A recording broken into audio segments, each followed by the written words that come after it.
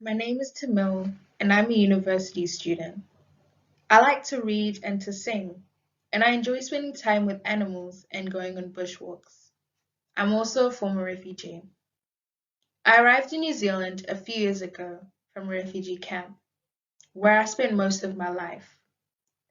I'd been stateless for so long, so when I finally settled down, I was very grateful and excited to have a place that I could call home. Nevertheless, it pained me having to leave my family and friends behind. My opportunity to be resettled didn't come easily. Did you know that the average time a refugee spends in camp is 7 years? Until then, we simply had to wait. Even when the opportunity comes, it is not for us to choose where we want to go and whether we can go together as a family.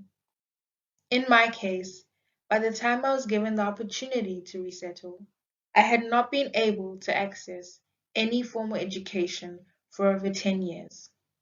My family wanted me to have the chance for a better life and to have a future. So they made the difficult decision to split up with me, despite the grief they felt and the worry that they may never see me again. My new life came at a great cost, so I'm determined to make something out of it. On my arrival, I learnt about kiwi culture and the laws that govern New Zealand. I took language lessons so that I can engage with the local communities. I applied for work and tertiary education as soon as I was allowed to. I worked hard, long hours in harsh conditions, doing minimum wage jobs that only migrants like me are willing to take on. At university, I read everything I could get my hands on, and I tried to memorize every single word the lecturers say. I am keen to give back to this country, and I am inspired to make the world a place where every single person can live as a dignified human being. In my first few weeks at university, I was very excited but nervous. I didn't know anything or anyone. Eventually, I encouraged myself to socialize with my classmates. But when I introduced myself as a former refugee, people seemed to have no idea what the word refugee meant.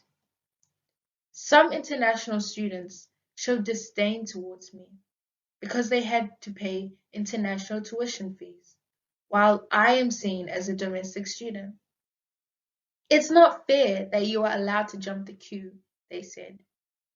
They didn't understand that migrants have the choice and resources to move to a different country, whilst refugees are forced to resettle because the necessities of life and their basic human rights are not being met in their previous living conditions. People are made to waste their lives away in confined spaces that are not meant to host human beings. First, it didn't matter to me. I was just so excited to be able to study and to make friends like every other young person my age.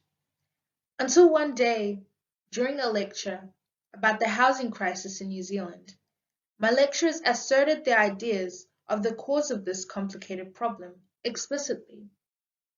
It's all because of these refugees coming into our country uninvitedly, the lecturer said. They took our houses and our resources, and now the real New Zealanders have nowhere to live.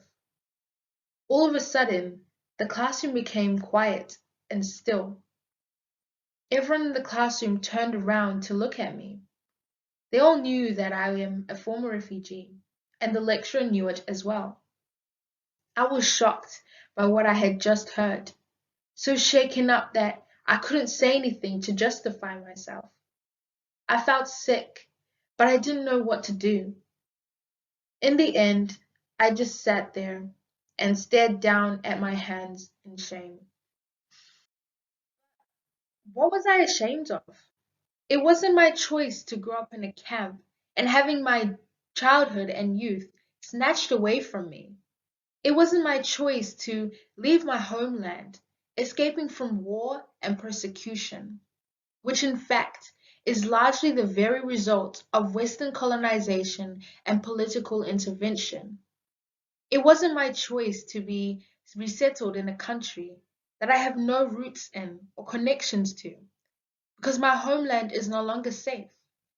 Nor was it my choice to live this future all by myself, while knowing my mother, father, brothers and sisters, and my people are still back in the camp, day after day, anguishing their lives away. I know that despair, and yet I must be grateful. But no one knows any of that.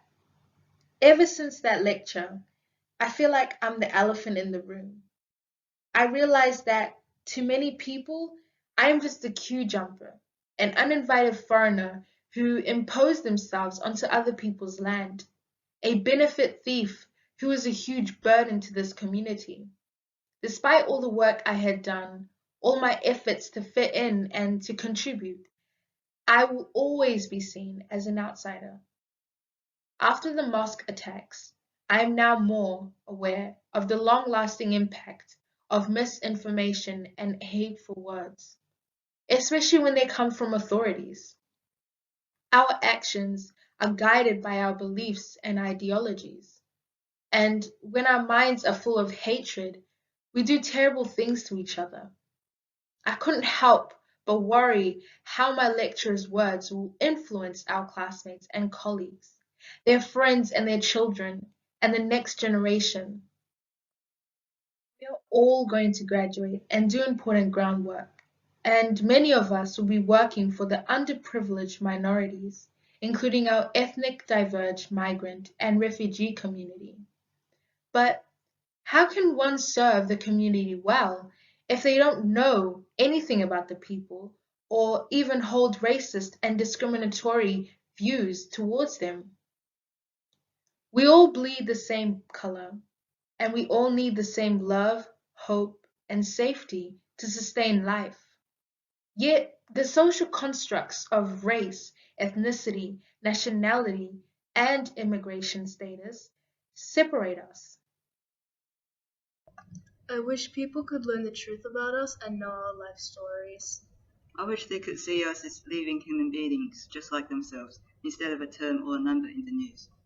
Had they talked to me and gotten to know me, all the hateful misinformation would have been crushed right away.